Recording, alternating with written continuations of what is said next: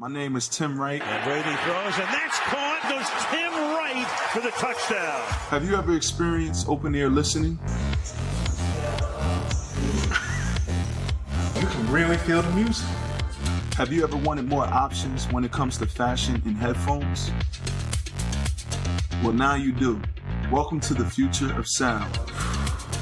The D4 has a 4-point speaker system providing surround sound fidelity, Bluetooth connectivity, dual mics for taking phone calls, a port for audio jack plug-in, and a USB port for charging on the go.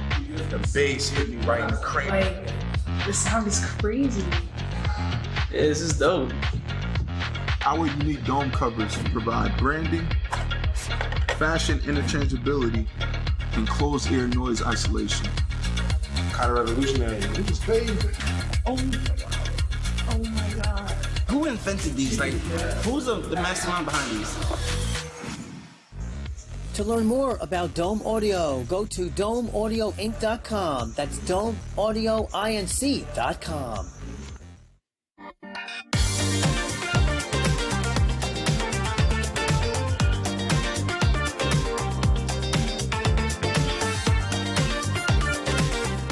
Welcome to Reality Tea X2, the podcast where we discuss all the trash reality TV we love to hate. I am Tanika, and today we are going to be discussing Seeking Sister Wife, and guess what? Surprise! You're getting last week's episode as well as this week's episode because this is kind of when shit hit the fan. So you're getting both episodes in this one episode. But before we do, as promised, we are going to do some more hot goss. 3 more pieces of hot goss to kind of, not put it all up in one episode, but let's get into that. So, more information on the divorce announcement heard around the world between Teresa and Gary. Pretty sure I didn't say this on the last episode, but let's go for it. Teresa spoke out after she and Gary announced their divorce on April 12th. And she says, quote, "To everyone who has expressed love, support, and kindness to me, I thank you from the bottom of my heart. You're all such wonderful human beings." The announcement was on April 12th, and she said this on her Instagram on April 15th. She continues on to say, "It means the world to me that you took the time to reach out to me, whether in person, on the phone, by text, or by direct message. You are also kind to do so." Teresa shared that while she was touched by the warm messages following her heartbreak, she also asked those who are confused and angry about her and Gary's breakup to, quote, "try a little kindness." She also explained that despite her relationship ending quicker than she thought, she wouldn't trade the memories. She continues on to say, quote, "It was one of the most incredible experiences of my life, something I never expected to happen at this point in my life, and I truly thought it was going to last forever. It turns out even at the age of 70, you don't know everything. Sometimes things don't go the way you planned, and that's okay." In addition to finding love on the Golden Bachelor, Teresa also acknowledged she found a group of friends that have been by her side. Quote, "I ask you to please stay open to all the experiences, opportunities, and love that may come your way. Keep smiling, keep laughing. I will. I love you all." Sounds very sweet. In addition to the statement, Teresa also shared an inspirational quote from Dr. Seuss. And the only reason I'm including this is because I think this is something we all kind of should definitely take in. And it says, "Don't cry because it's over. Smile because it happened." I think that's very sweet. So I think this is the second piece of hot goss, kind of around the same situation. Weeks before announcing the split, though, both Gary and Teresa opened up about how Teresa's job caused conflict in their relationship. She says, quote, "I still work, so that's the hurdle." And this was shared on a March episode of the Dear Shandy podcast. Teresa explained that she didn't expect to stay on the Golden Bachelor for as long as she did, originally telling her work that she would only be gone for 2 weeks. She said, quote, I honestly thought, oh, let me just get through the first night. And I stayed and I stayed and I stayed. And my employer was so good to me. And before I left, I kind of said, don't worry, I'm not going to leave you. Though Teresa noted she didn't plan to work until she was 80, her career was part of why she and Gary remained long distance following their January nuptials. Quote, until we decide on a place to really live, then I can really make a big decision to say, okay, we're going to live in this place or that place. And this was again stated in March. And originally it was meant to be South Carolina, which we did hear about. We're still not sure if that is what it is, and clearly that's not what it is. Gary said that he would go through phases when it came to how he felt about Teresa's work. He said, quote, I guess the difficult part is I went on to the show to find my partner, and I've been retired for a long time. I wanted fun and adventure. I wanted to do things. So that is the crux of it right now. It is when does that start? Well, I think the living arrangement is really secondary to the freedom of being able to go and enjoy life and do.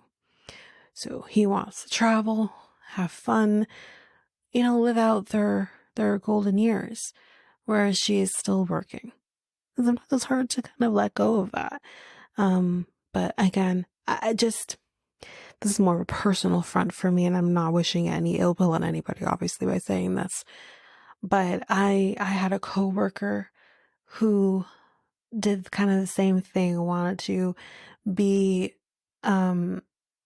dedicated to her job, worked with this particular lawyer since she was 18 years old and she was in her 70s, or at least worked with the firm she was in when she was from 18 years old. Didn't start working with him right away, but she had obviously known him for many, many years, and she was dedicated to him. And he didn't want to retire until he was 80, so she stuck it through with him because of it. Ultimately, this is a cautionary tale, I think. Ultimately, she was diagnosed with cancer. Unfortunately, cancer ran in her family, and I think you see signs that she wasn't well. Her eyes were jaundiced. Knew something was definitely wrong. And she went to Mexico, trying to figure out if there was anything that could be done to preserve her life. And unfortunately, less than a year later of her diagnosis, about 10 months after her diagnosis, she passed away. And this was right before COVID. I think it might have been right before COVID, and I think a few months before. And it was heartbreaking to kind of know that she, I don't know, necessarily looked forward to retirement, but she, in terms of you can have your life back and be able to not be on the clock, right?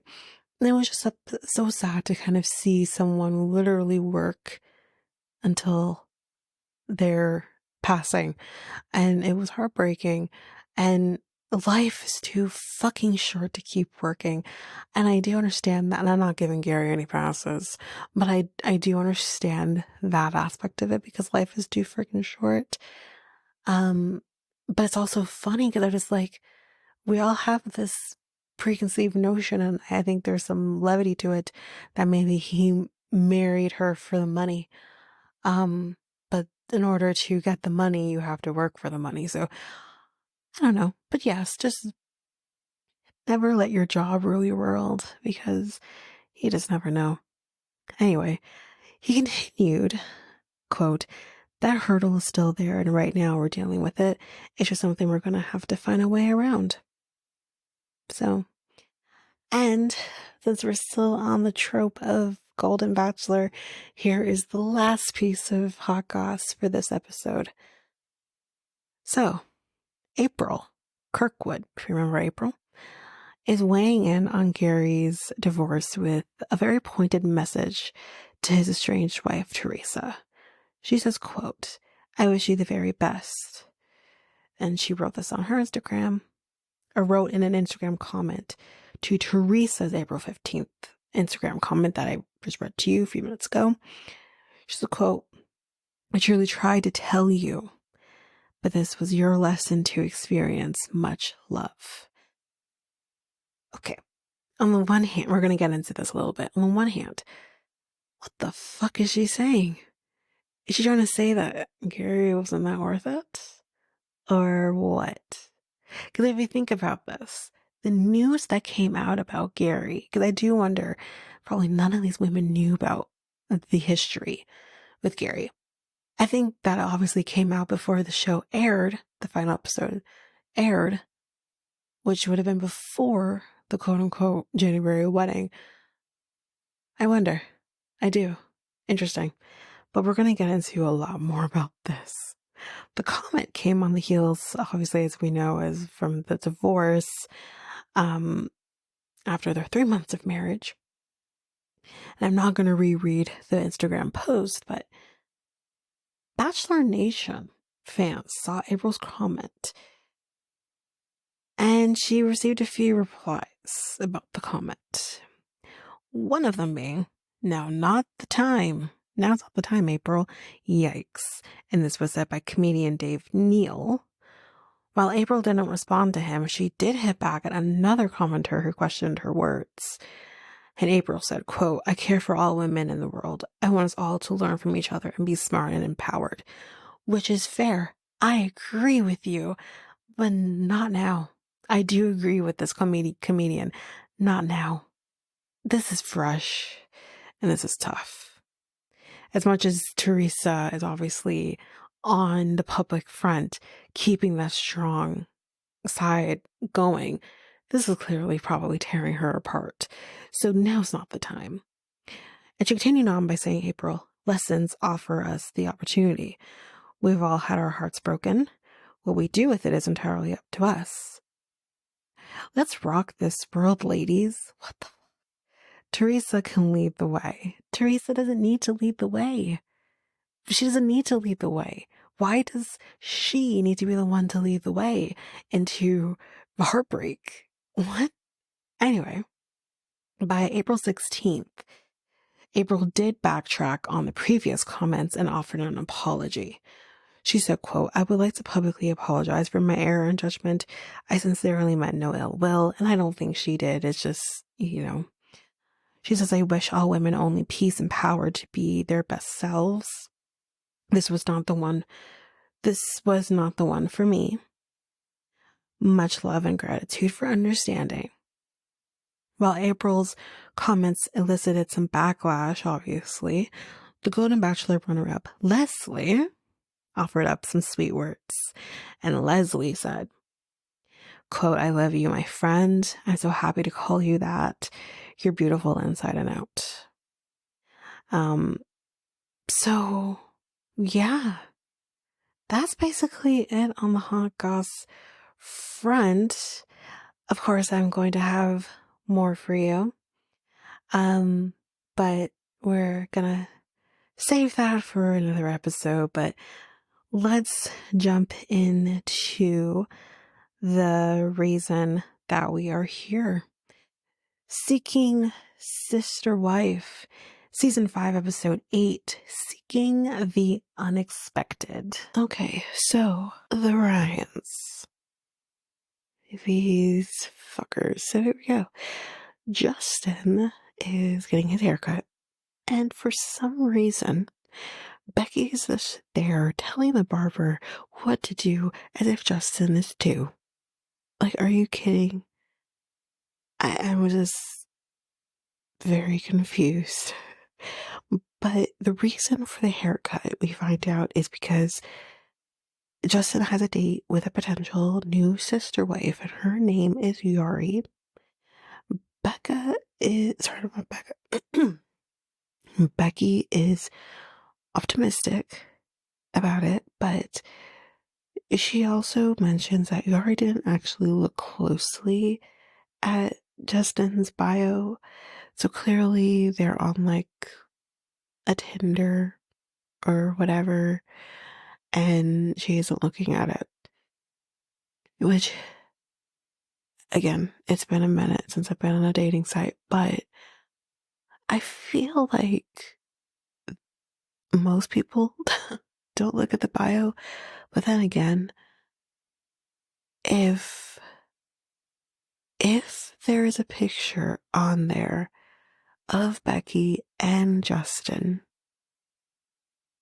and only them, I am going to wonder, who is this person? And then you go fishing. And if there is something on that bio, then I would have said no thank you and move right along. Well, I think we'll get to it in a minute, but maybe what Yari's intentions might be. But here we go. So Becky is wanting kind of Justin to look really good because Yari does. You know, she dresses to the nines and she goes and she works out and all this, so she wants him to look good. And I was like, oh, he should be able to just look like himself, although himself doesn't do it for me. But anyways, but it's just this blatant mold yourself to fit the person you're seeking. It feels really gross and manipulative. So I'm not about it personally, but that's just me.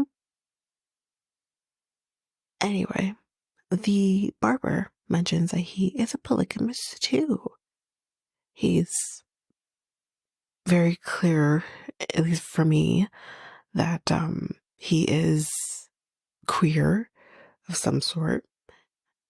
He says that his partners, that he has two partners, and that one lives here in Texas, and that the other one lives in New Jersey. Okay, sir. From my understanding, for queer men, I'm using queer because I'm not sure exactly how he identifies, but that's not abnormal to not necessarily be with one person. You could, I think a lot of them do, but I think there are definitely some who are okay about opening up their relationship, and that's fine. No shade. But this, what he's describing, is not polygamy. And he says also he's only been doing it for 6 months. This is not polygamy, my guy. This is polyamory from the sounds of things, not polygamy.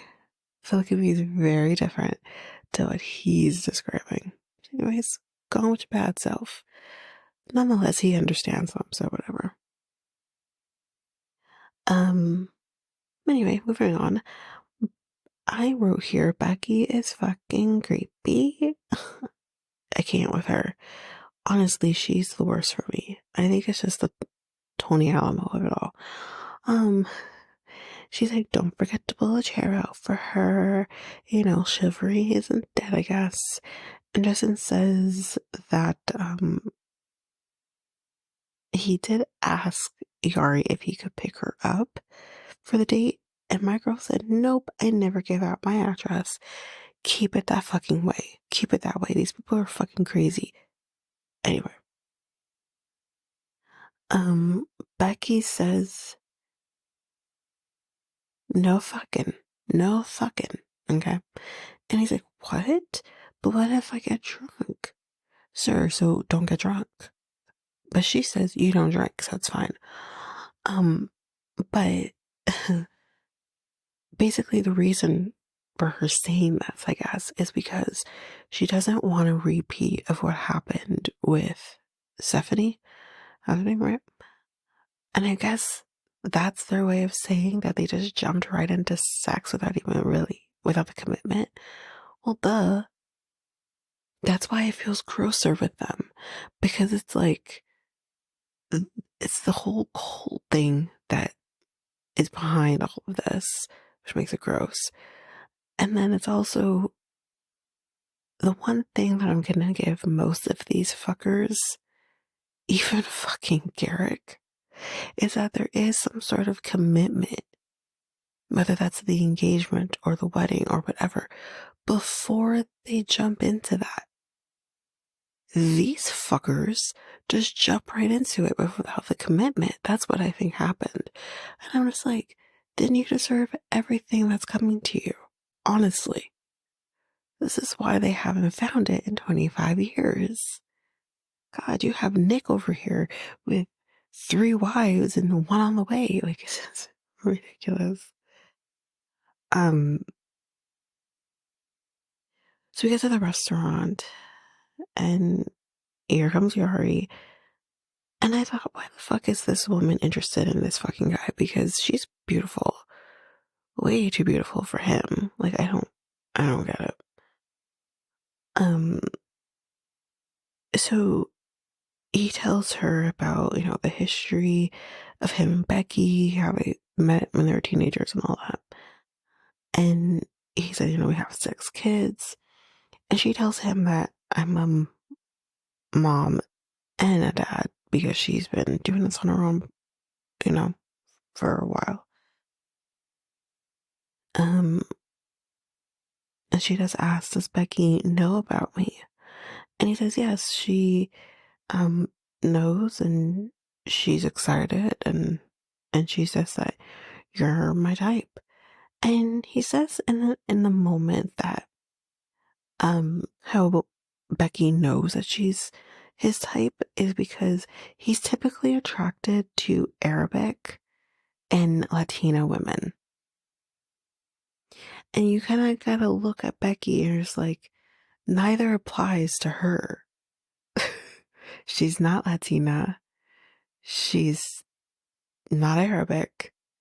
So you're basically trying to say that your wife, you're not even attracted to her. That's fucking hilarious. And you know what? I don't even care.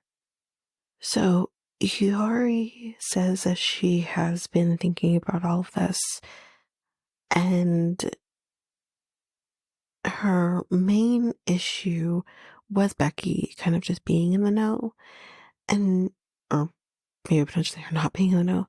And she asks, how does this go? Is it going to be all 3 of us going out on dates? Is it just going to be the 2 of us? And he says it just depends. And he says that it just depends. So they are going to go for a quick walk now after the date stuff. And he's like, do I get a kiss goodnight?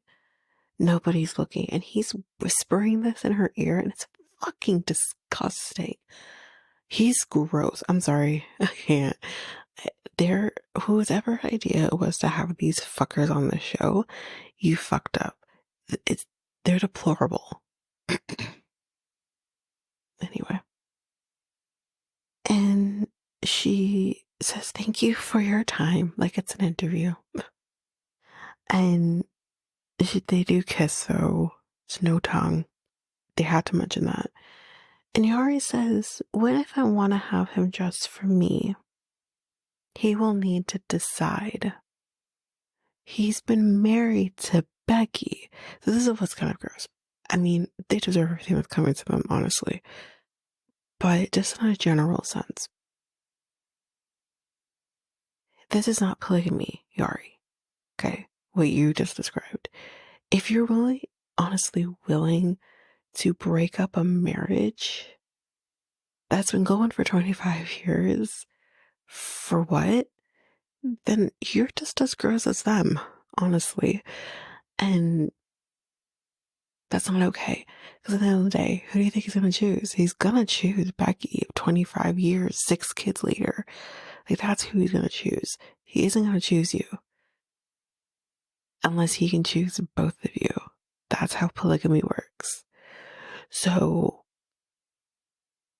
good luck to you, both of you. And yeah, let's move on to the next. Sherwoods. Now this is a tearjerker, but let's get through it. So Shane is meeting up with a friend of his. His name is Charlie, I believe. He has a lot to tell him, and he tells him about Sara and the date, and seeing her for the first time kind of didn't know how to feel. And also seeing her flirting, didn't know how to feel. But it felt good to see her that way. And her relationship dynamics before. And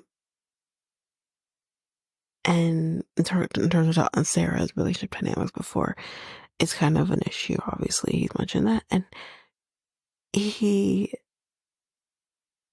wants to take things slow. And it does feel like she doesn't want to get to know us, is what he's saying. And Charlie says, it looks like you got some questions to ask about her past. And he says, it feels like maybe like one of these women might take her away from me. But we don't know. I actually don't think that would happen. But let's continue. He says, one of the reasons that they started this journey is because he had kidney cancer about a year ago. Oh God. He said he had surgery to remove the cancerous tissue, but there was a scan done of the other kidney, which showed the potential of the cancer coming back. And I think it is said that because it's the kidneys, he's never going to be in remission permanently. Potentially, there's always a chance of the cancer coming back. So, yeah. He has to do another scan, which he hasn't done yet. He's kind of been putting it off. And I get it. Charlie says, listen, if you need to talk, cry, yell, hug, because this sucks, I'm here. And you just get really emotional because I was hearing rumors that this whole thing between them doing the polygamy was potentially because he was sick. I've been hearing this. Didn't know exactly what, but I think we can put two and two together and know it's cancer. But didn't know more than that. And now we know. And this flipped their storyline completely on its head. Because you're just thinking this woman is selfish, she's not thinking about him, all of this, and he's a simp. What the hell is happening here? Now everything makes sense.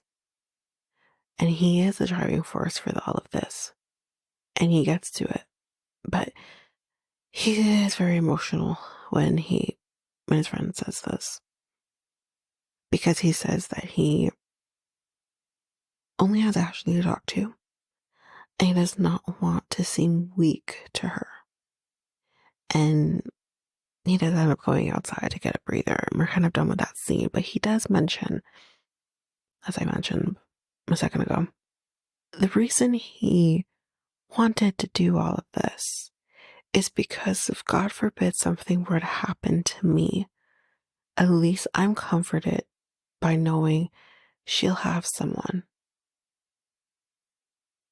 And I'm like, I don't even know what to say. I mean, wow. Whew, it has changed things for me with them. So in the next scene, Shane fills her in on the convo from the night before. and says, I have never cried in front of another man before. Let's normalize men crying in front of men, you know? It's okay to express your emotions. Or just men crying in front of people in general. It's fine. He says also, I have been pushing off the cancer scanning, and maybe it's time. And I think so. And he asks her, how is she feeling about Sara? And she says that she's feeling good, but, you know, she's cautiously optimistic about Sara. So, what I think, I got it. With the grace of it all. But, yeah. That's basically it. For the Sherwoods. We're going to take a quick little break here. When we come back, we will jump in with the remaining. And I am back. So, the Davises. They are, this is very quick. Very, very, very quick. They're roasting some marshmallows. More like burning them for s'mores. But anyways, since Dannielle is ready to seek, we gotta, loop Nick in. So Dannielle just wants to be able to, have debriefs after dates and, just to be sure we're all on the same page. But she says, reluctantly, she is ready. Okay. And, like, let's find me a wife. So fucking weird. But I did have to write down what the fuck is up with her lashes and her in the moments. That one, the left one, oh my god. So they're going to turn on the dating profiles. Nick does worry though. Is she just saying this to appease us? Probably. Yeah. Anyway, that is it for Davis's. Like I said, that was very quick. All right, so let's end it off this episode with the Merrifields. So this is the reason I'm covering this episode, because this is big, which I did know about anyways. We get them on-screen text. It's been 2 months since Garrick proposed to Nathalia. And 6 weeks ago, Garrick left for Brazil to spend time with Nathalia. So we see Dannielle. She's packing to go to Brazil. And Samantha's here. And Samantha says, you don't look so happy. She says, no, I'm not. And Dannielle has something that she needs to share. Dannielle says she's not thrilled and she does not want to go to Brazil because she doesn't feel like she's really wanted there. Then she says, because they're kind of looking at different dresses that she could wear. And there's this one brown one that they said kind of like sexy or whatever. And she says, well, I don't know if I should wear kind of any sexy dresses when I'm pregnant. Oh, God. She says that she felt a little off, I guess, went to do a blood test to confirm that she is definitely pregnant. She says this was not planned, and that's what I get that, because I do remember her kind of saying in the previous season when Bert was still around that she didn't want to have any more kids. She just didn't want more kids. So, but she doesn't know what is going to happen. Is she going to be a single mom? Is he going to come back? No one knows, because again, she says he could just marry her and never come back. And she has nothing. But Samantha thinks that this baby could bring them closer together. Samantha, are you serious? Children don't bring people closer together. The problems don't go away because of the baby. Anyway. But Garrick and Nathalia are getting married very soon. And Dannielle and Garrick haven't talked at all since he's been in Brazil. That's a problem. Dannielle and Nathalia also haven't talked. She feels like she doesn't really want Dannielle there at the wedding. But Samantha says she seems very selfish. Yeah, she's 25. She probably is a little selfish. And it's not just about Garrick. She also has to connect with Dannielle and the kids. And Dannielle says, I think because she knew me and him are having issues, that she thought that we would break up. And then that way she could have Garrick all to herself. Anyway, next scene, Dannielle is calling Garrick. And he's like, hey, babe, shut the fuck up. Or hey, babe. He says, yeah, I just got back from the beach. It's really nice out here. We've just been relaxing, whatever. And what, Natalia? Oh, yeah, she's getting her wedding dress. Anyway, it feels like she doesn't want me there, Dannielle says. And she's like, I don't think I should come. And Garrick says, it'll be fine when you get here. And he's like, I just don't think, she said, I just don't think I should. And then she drops the bomb and says, I'm pregnant. And I swear to God, he was so fucking still that I think he's trying to make it seem like he froze. But then he is like, oh, well, children are a blessing from God. Definitely didn't expect that, though. And she says, I don't think I can make that trip. But he's like, it would hurt her feeling. Oh, sorry, I think I missed the part. Sorry. I think I made that trip. It will feel like I am being a third wheel, she said. And he's like, yeah, but it would hurt her feelings. Garrick. That was the yeah for me, because I'm like, he's basically like, yeah, you would be a third wheel, but it would hurt her feelings if you weren't there.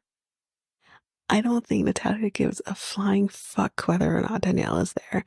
And guess what? Dannielle doesn't give a flying fuck that she is there or not either, under these circumstances. This is fucking great. Anyway. But she says, while crying, I don't think I can, so I'll just let you go.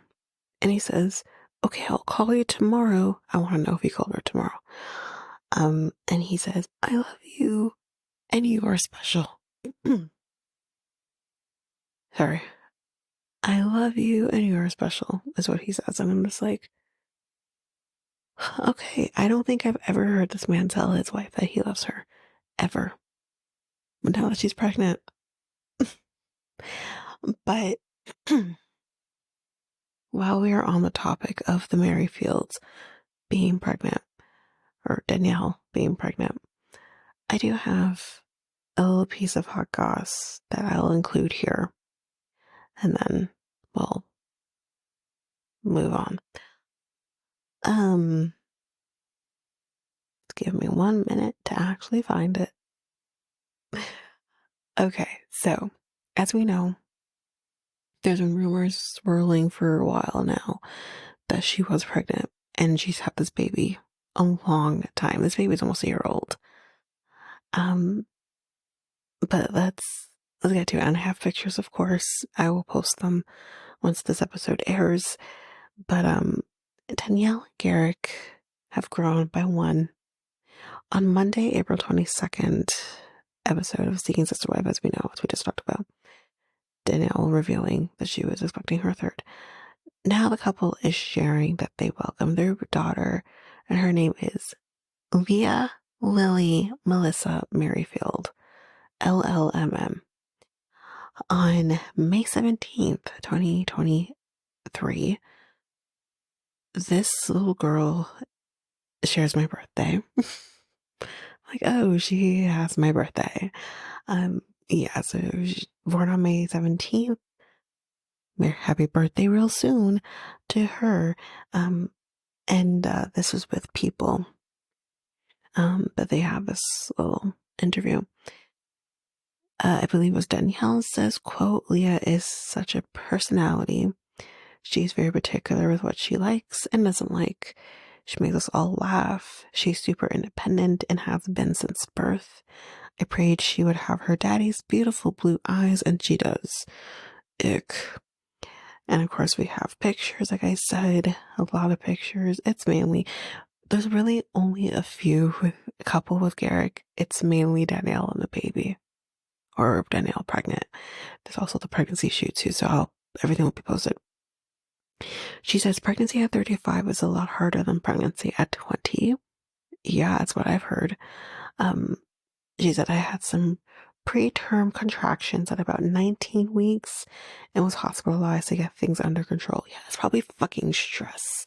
Her husband is stressful, okay? Anyway, she said it was super scary because I didn't have any problems in my previous pregnancies with her boys. But thankfully, we were able to get the contractions to stop, and I was able to carry our beautiful baby princess to full term. I believe God was watching out for her and me. And they have been watching their journey back, and she says it's weird to see the journey play back. But she says, while I was pregnant with Leah, the boys kept telling us that they wanted a brother. But now that Leah is actually here, they're amazing with her. They watch out for her and are so loving and kind to her. She said, I know the boys will be moved out of the house when she is about 5, but I also know they will be calling to check on her and stopping to see her as much as possible. So there is that.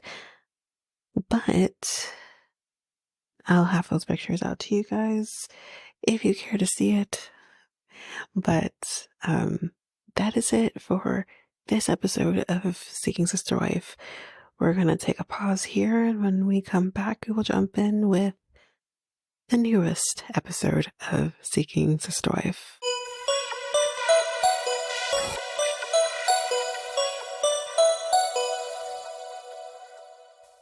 Season 5, episode 9, Seeking a Silver Lining. So this episode was a little bit on the slow end for me. I mean, I think the Merrifields, unintentionally always bring it. But it was kind of slow for me. But let's get to it. So, surprise, surprise, Dannielle, because there's over Merrifield, sorry, I don't know if I mentioned that. Dannielle actually made it to Brazil. And I think I noticed that he didn't even pick her up. She had to get there herself. But yeah, I don't know, maybe she wanted to do it herself. I mean, she doesn't need a man to pick her up, I'm just saying. But she is taking the opportunity while she's alone to get all pretty. And, yeah. She feels like the other woman in the relationship. Well, I mean, she hasn't seen him in 6 weeks. She just talked to him right before she, left before, after not speaking to him for 6 weeks and tell him some huge ass news, like I don't know. You should never feel like the other woman in your relationship. I mean, take breaks, sure, if that works for the relationship, but I feel like therapy might also come in handy. But anyway, she says, I still don't know how he feels about the pregnancy, because he didn't say much. But she gets there, and Nathalia is the one who greets her at the door. Garrick is working, I think she said. Pretty sure she said that he was working. But it brings me back when I hear anyone say, Garricky, like, Larissa, is that you? But yeah, she calls him Garricky, and I fucking love it. Anyway. But he comes down and he hugs her and he kisses her, and it's so weird to see him being affectionate with his wife. Anyway, she says, it feels good to be here. Interesting. And I think he actually tells her that he misses her, or that he missed her. And I'm like, did you really? Because, I mean, for me, it feels like she had to contact you first. You could have been the man in this relationship, or just the other side of this relationship, and messaged her, or video called her, or whatever. Like, I know she had news to tell him, but it's beside the point. But he says, like, it's crazy that she's pregnant, and he thought it would be Nathalia. Yeah, because listen, there's no way in fucking hell that these people are using any form of protection for a multitude of reasons. First reason being the religion, and the religion saying we shouldn't be preventing that from happening, right? Number two, they're married. They haven't probably used protection at all. I mean, it probably just happens. So, I don't know about anybody else, but if you're in a committed relationship, 9 times out of 10, you're probably not using any form of protection, or at least condoms in this case. But that's the one side I need to, lay that groundwork. She's like in her early Dannielle's like my age, okay? Yes, she maybe hasn't gotten pregnant in 14 years or whatever, or 12 years, whatever, how many years it's been. But she is my age. She is still actively able to get pregnant. She's not 50. She's like 32, 33, maybe 34 now. Like, come on. She can get pregnant. So if you're having sex when you are ovulating, you could get pregnant. So I know it's been so long, and they clearly weren't expecting that. And from my memory, Dannielle said, I think in the last season, that she didn't want to get pregnant again. That she was done. So much for that. But that's the shocking part. But she can, in retrospect, get pregnant. Like, what's the shock here? I don't understand. Sorry, 2 + 2 = 4. If you're not using protection and you're having sex when she's ovulating, she's gonna get pregnant. Like, yeah, sure, Nathalia can also get pregnant. And she's young, you just never know. And again, just because she's young, and we've established this, just because she's young don't mean shit. We don't know how easy it will be. She probably doesn't even know. You go through that journey. But it's just the shit that comes out of Garrick's mouth. Acting like his wife is absolutely incapable of getting pregnant. This is a sign from God. Let me tell you. This is God saying, you shouldn't be doing this shit. Anyway, that's the crazy part, that it's been many years, and it happens now when I'm sure there was no preventative measures before, but anyway, things are working crazy ways. But Dannielle gets to actually sleep in the same room with Garrick.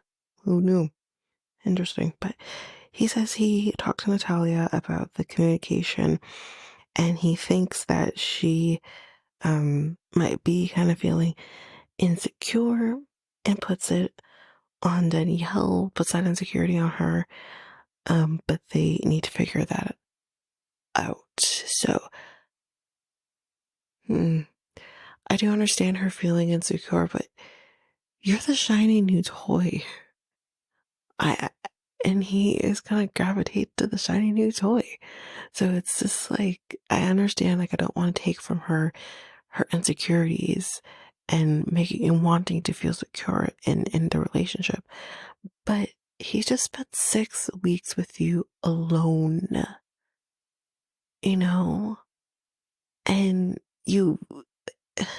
they're married.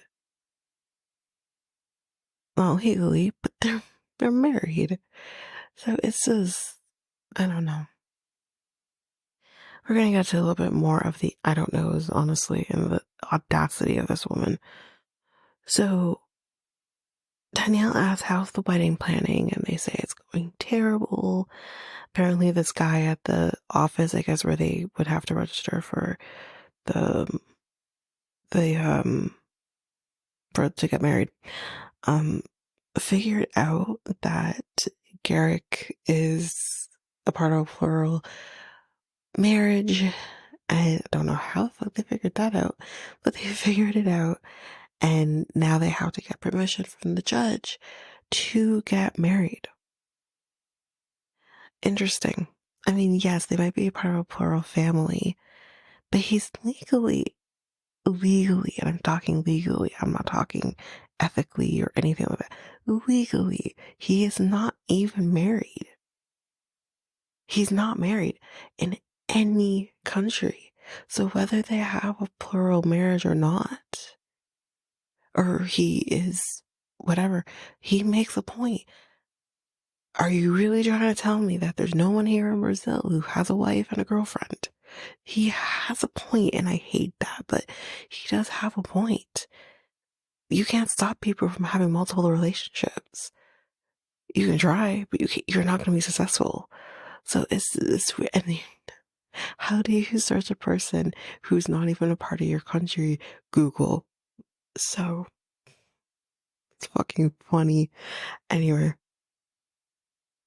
So, yeah, they're going to need permission from the judge.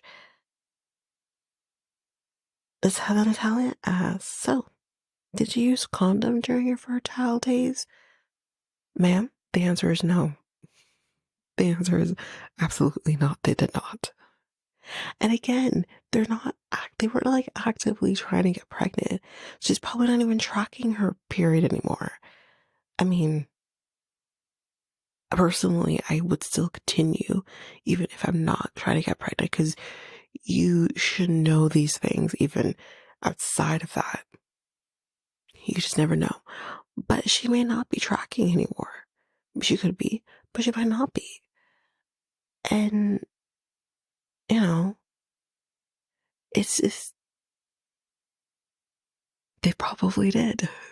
I'm surprised they have sex at all, but they probably did. Not because of Dannielle, because of him. But it's just like, duh. Yeah. But again, this feels like inappropriate questions to be asking the other woman in the marriage. You shouldn't be talking about each other's sex life or in any capacity. This shouldn't be happening. But who cares if they did or they didn't? That is what goes on between Dannielle and Garrick on the intimacy front is not her business. When they have sex in the month, in her cycle, is none of her business. Just like whatever Garrick and Nathalia are doing, it's none of Dannielle's business. Like the audacity of this girl, but again, it's not even done yet. So she says that she is surprised that they have sex. I'm pretty sure if I gathered what this girl said, she's surprised that they even have sex. I'm thinking, why? Why are you surprised? Why are you surprised that they have sex? I mean, let me rephrase. I have watched enough of these two that I'm surprised he does too. But then again, men are going to be men and men are gross, so it is what it is. But, you know, of course they're probably going to have sex. I mean, they're human. Human have needs. Men and women have needs. Why is she surprised? I'm surprised that she's surprised. And I'm surprised she's voicing it. Like, I don't know. I don't know if it's just her age is showing or what, but I'm just like, why are you surprised?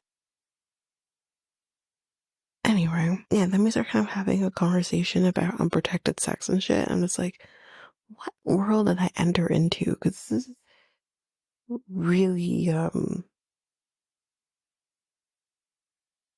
in all, really weird. And I think also just really inappropriate personally. Again, I want to say it again. Whatever is going on between them is their business. But anyway, in the next scene, Garrick and Dannielle apparently were working out when Nathalia got a phone call. And she kind of rushed them inside because I think they're working out outside. Rushed them inside. She's distraught. Apparently, the judge did not okay them getting married. Now, I should feel really bad for them. I really should. I feel bad for Nathalia because this is what she wants. But I don't care that Garrick is not getting married. I think this is great. I think this is fucking karma. I don't care. I want him to be uncomfortable in all things. This is great. Anyway. So she says that she's very stressed, so she's gonna go lie down. So with that being said, Garrick and Dannielle are gonna go for a walk to get out of the house. There's a lot of tension, so they're gonna just get out of the house and go for a walk. So basically, I believe Garrick says that he is happy about the pregnancy and all that. But when it comes to obviously Nathalia, it's like, well, I guess we're gonna have to do the K1 visa, which is interesting because he says here that he was told by the lawyer that doing a K3 visa would have been easier, faster than doing a K1, which is funny because who was it? Oh yeah, it was David and oh, what was her name? I can't remember her name right now. It's right there. But David, remember, who was with his fiance in the Philippines, the one whose mom passed away.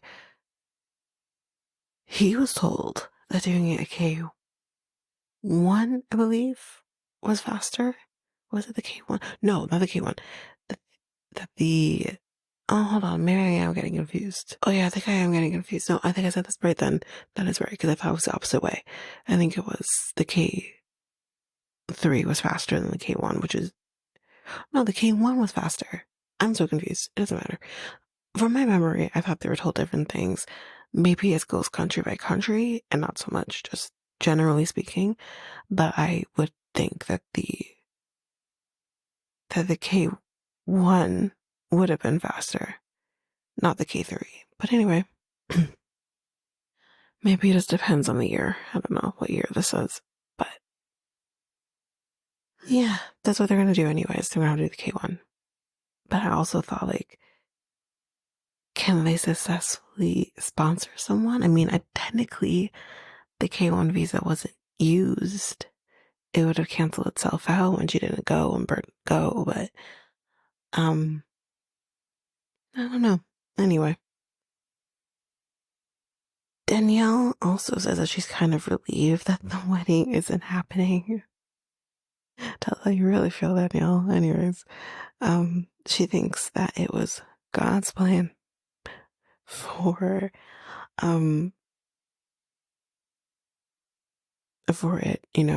going the route of now the K1. So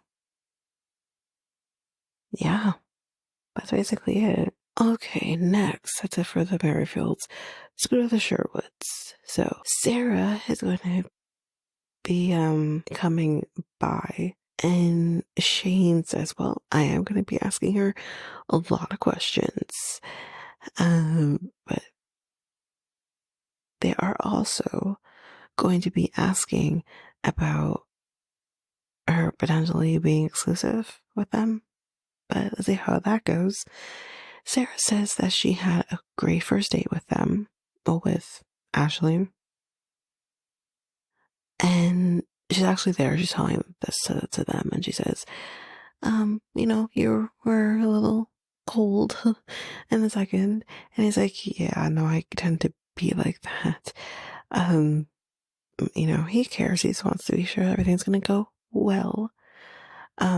She's like, it just kind of felt like an interview, right? And yeah, and dating partially is like an interview, but it shouldn't at least feel like one. Because you're getting to know someone, finding out if they're compatible with you and whatever. But Ashley says, I like everything about you. But how do you feel about being exclusive? Sara says, in her past that she hasn't been asked to be official. Again, I don't know how old Sara is. I believe she's like 29, right? Or 28, 29. She has a child. Now, I don't know the circumstances of how she got that child. But never? You've never been in an exclusive relationship, even for a few months? It is, I don't know. Anyway. She says that, I can pause and, no, I won't talk to other people. But I think it's the exclusive aspect of it that's maybe scaring her a little bit. Because she says that she just wants to go on more dates. In the moment, she says, I felt like I was on the spot and I had to say yes. But I said yes. This is going really well, really well. Because she feels like she has to say yes because she's on the spot, or feels like she's on the spot. This isn't gonna go good, y'all. But okay. Yeah, but anyway, they're happy. And yeah, Sara leaves at this point and they're like, what just happened? And I think Shane was more asking about the kiss. But anyways. They weren't expecting that, and he says he doesn't know how to feel about the kiss. Well, no offense, Shane. And I understand why you're doing it. But you decided this for her. In case of anything. And that comes with the territory. But anyway. In the next scene, we're having dinner with Rachel. And they tell Rachel about Sara and how that's been going, the dates and all that. And Shane says, she's beautiful. And seeing, them kiss, yeah, it's weird and all that. And seeing them together, it's weird. He's like, I'm just standing there or whatever. He also says that she has more casual encounters than actual committed relationships. But she decides to commit to us, so yay. I'm badly. But he tells Rachel that he got the cancer screen. Or no, he actually didn't tell Rachel this. He says to us that he got the cancer screening done, and now we're just waiting for the results. Hopefully all goes well with that. Rachel says, with everything going on, is it the right time to be doing all of this? And Ashley says, Shane fulfills me in everything that I need from a man. But when it comes to a woman, you're able to have those deeper conversations that maybe men just don't understand. And she wants to be able to have that. So Rachel does ask a pretty good question and says, there's going to be a lot that's going to be happening. The baby's going to be born soon. You're going to be occupied with the baby's needs. How is Sara going to occupy herself? Especially when she's used to doing casual type relationships. So,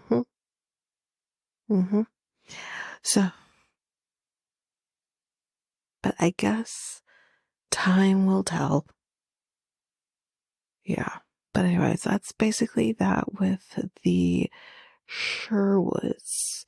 The Salahuddins, I don't have much really to talk about with the Salahuddins. I really don't. I'm losing my patience with them. First of all, I don't like him. I don't like her. They're not a likable couple. And they are not actually like, they're not actively, seeing someone right now or something that you have that element of something, you know. And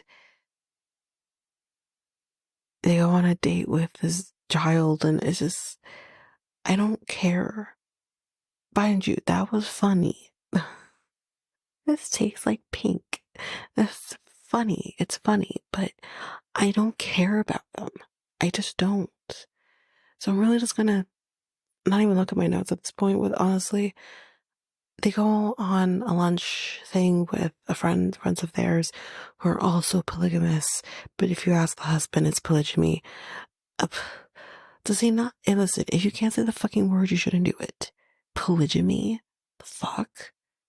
Anyway. And they kind of just talk about, their journey on seeking sister wives and their family dynamics and, the jealousies and stuff like that and all that. And the fact that Naeem could just dump her if he doesn't want to be with her anymore on all of this. Like, I don't care. Now, next week you got me because they're about to fight the mom. So I'm here for this. Not because I want the mom to kick someone's ass. I really do. I'm team mom. Jamila, that's her name, right? I'm team her. 100%.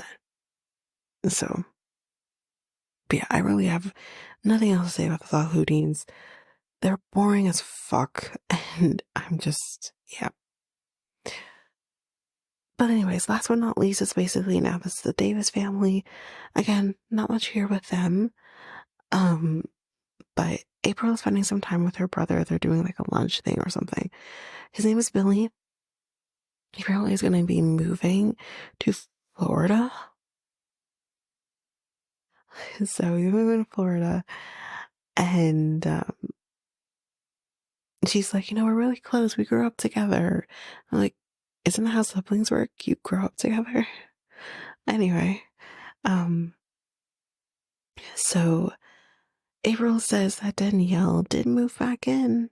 Remember I told you she moved out, she moved back in.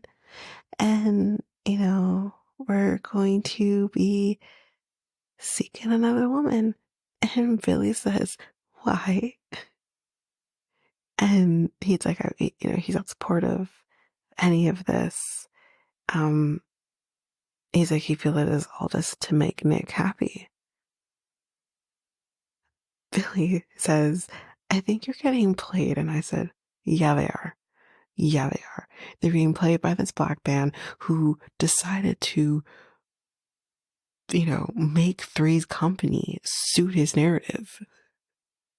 Listen, Three's Company's before my time, but I've watched a few episodes of Three's Company, and I know it has nothing to do with polygamy.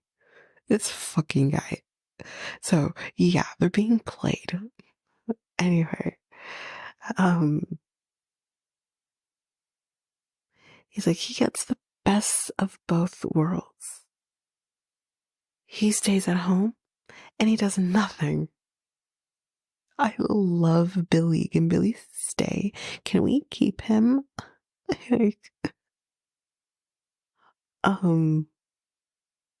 She's like, well, he doesn't do nothing. We like him staying at home. Yeah, because you can control him. If he goes outside his house, he's going to find somebody when it's not his place to find women. It's the women that find them. Jesus fucking Christ. Oh, man. Oh, God. The Davises are great, man. Anyway, Billy says, okay, but before Vera, what the fuck did he actually do? Billy, he would think. He would think. That's what he did. He would do the thinking. Billy doesn't care for Nick, that's obvious, but he feels they are basically crazy to be dating. They could be just screwing up their dynamic, which, interestingly enough, Dannielle said that. Dannielle said, what if we're just messing with the dynamic that we currently have? And yeah, he thinks I'm rushing it. And April says, but we rushed Dannielle and that worked out well. He's like, yeah, so well that she fucking left one time. I'm serious. Can we keep him? I love him. He's right, though. He's speaking all the truths. And it's priceless. Anyways, that's basically it for Seeking Sister Wife for this week. So next time on, we are still having a party for Nathalia and Garrick's non-wedding. But they're going to announce that there's no wedding. This potential sister wife for Nick wants to have a dominant man, so basically a man who goes out the fucking house and actually works, not just think. And Naeem's mom's about to kick someone's ass, like I said.